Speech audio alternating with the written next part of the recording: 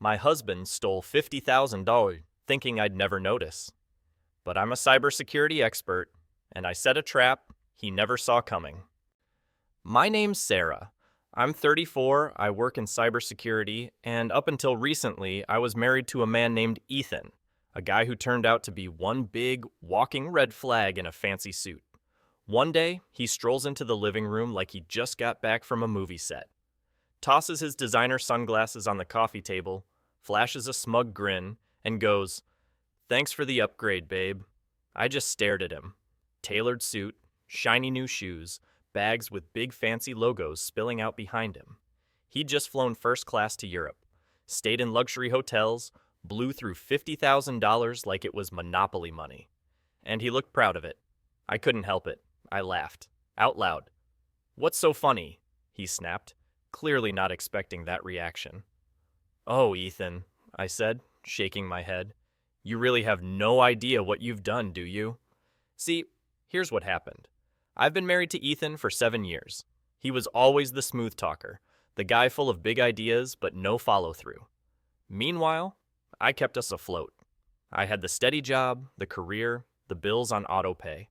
I ignored all the red flags, the sketchy finances, the excuses for why he couldn't keep a job, because I thought we were a team. That is, until 2 a.m. last week. While I was dead asleep upstairs, Ethan snuck downstairs and got into my laptop. He thought he was being slick, snapping pictures of one of my credit cards. What he didn't know, that card wasn't real. It's a dummy card tied to a fraud detection program I run for work. Every charge sends an automatic alert to me and to the feds. The next morning, I was sipping my coffee when the flood of alerts started coming in. Thousands of dollars in designer clothes, watches, flights to Paris. My stomach dropped, but then I smiled. I picked up the phone and called my lawyer, Chloe. "You are not going to believe this," I told her.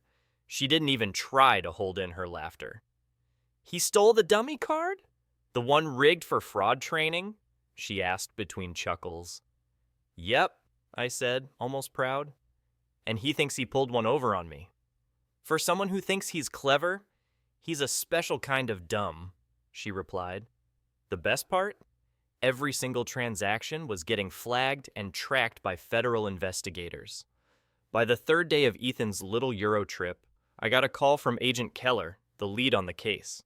"We've detected serious fraud tied to your account," he said. "Do you know who might be responsible?" Without missing a beat, I answered, "My husband." There was a pause. "Your husband?" "Yep. And here's the kicker. The card's part of a cybersecurity program." Agent Keller let out a whistle. "Well, that's a new one." He told me they were building the case and asked if I wanted to press charges. I said I needed a little more time. I wanted Ethan to really dig himself deep. A few days later, he left a note on the kitchen counter. "Taking some time for myself, don't wait up." I knew exactly what that meant. And every night while he blew more of my money at 5-star restaurants and fancy shops, I sat back and watched the alerts come in like little victory flags. His every move was being tracked. By the time he came waltzing back in the door, all smug and relaxed, I was more than ready. He drops his designer duffel bag onto the floor and flops on the couch like a man who just conquered the world. "You should have told me about that card ages ago," he said. "Imagine the fun we could have had."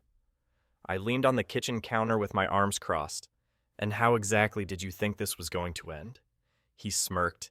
"You're always so uptight about money. I figured you'd get over it once you saw how happy it made me." I bit my tongue to keep from laughing. The more he bragged, the more rope he gave himself. "So all those flights and watches and hotels?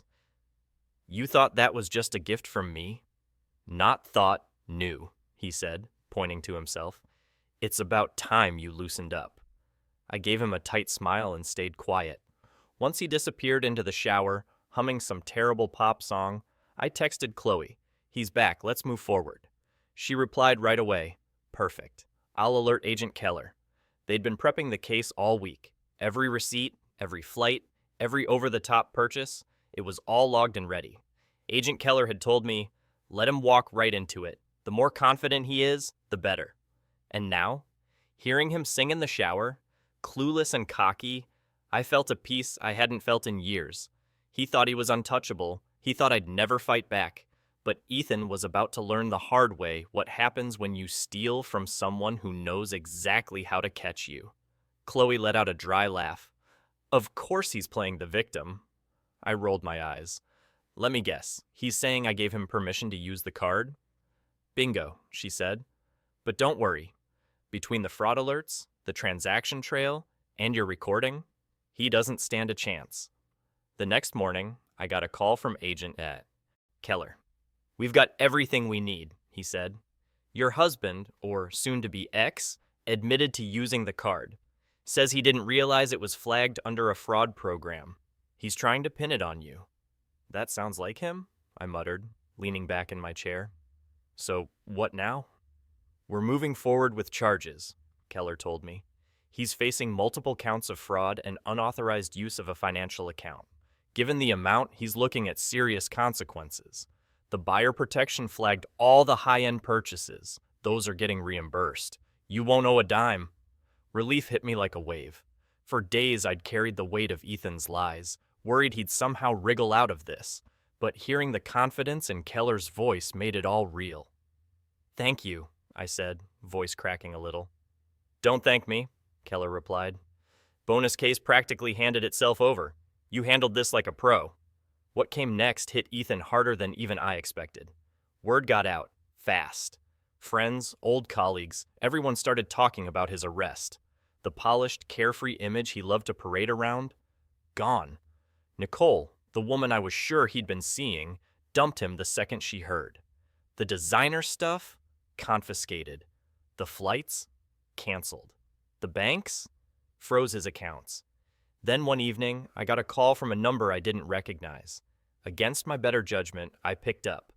Sarah, he said, voice low and pitiful. I need to talk to you. I actually laughed. Tan, the only thing you need to do is figure out what you're going to say to the judge. Please, he said, panic rising. I messed up, okay? I didn't mean for it to get this bad. Didn't mean to what? I cut in. Steal $50,000 from me? Bank on me being too blind or too soft to notice? Too forgiving to stop you? Silence. Then he muttered, I thought you loved me. I let out a breath, sharp and heavy. I did, Ethan. I loved the man I thought you were. But the guy who stole from me, lied to my face, tried to make a fool out of me, I couldn't love that man even if I tried. And before he could say another word, I hung up. A week later, Chloe called to give me the update. He took the plea deal, she said. No jail, but full restitution, mandatory community service, and his credit's going to be wrecked for years. Sounds fair, I replied. Always wanted the high life. Now he gets a taste of how the rest of us live. Chloe chuckled. You're handling this better than most would. It's funny, I said, glancing around the apartment. For years I thought Ethan was the glue in our marriage. That his charm, ambition, all those big dreams, that's what kept us going. But now I see it clearly. It was me. I was the one holding everything together. He was just dead weight. When the divorce papers finally came through, I poured a glass of wine, sat on the couch, and looked around the place. My place, my life. Ethan's absence didn't feel like a loss. It felt like breathing for the first time in years. I thought back to the day he strutted through the door with his stolen loot, acting like he'd leveled up. So smug. So sure of himself. And now, he was the one paying the price. For the first time in ages, I felt free. This wasn't just the end of a marriage, it was the beginning of my life.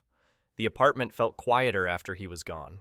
What little he hadn't sold or stuffed into that designer duffel was cleared out, but the air felt lighter too, like the weight of everything he'd done had finally lifted. One afternoon, Chloe dropped by with the last of the paperwork. How you holding up? She asked, plopping down on the couch like she owned the place. Better than I thought, I said, handing her a coffee. It's strange. I'm not even angry anymore. Just relieved. She gave me that knowing smile. That's because you already won. You didn't just survive this, Sarah. You rose from it. And she was right. Finalizing Ethan's restitution wasn't just about the money. It was about reclaiming control. I'd spent too long letting Ethan write the rules, just to avoid conflict. But peace that comes from silence and compromise? That's not peace. The official letter of divorce came a week later. Plain envelope, no warning. I sat at the kitchen table, just staring at it for a minute before opening it. There it was, finalized and irrevocable. I sat there, reading those words over and over. This wasn't the future I'd imagined when I married Ethan. I pictured a partner, a stable home, trust. But looking around now, I realized I'd gotten something better. Freedom, clarity, strength I didn't know I had. That night, Lauren came over with a bottle of wine and my favorite takeout. "To new beginnings," she said, raising her glass.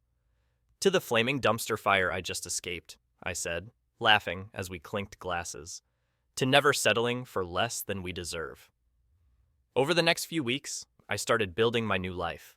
Redecorated the apartment, added color, made it mine. I finally took that solo trip I'd been dreaming about, drove along the coast, soaked in the peace that comes with just letting it all go.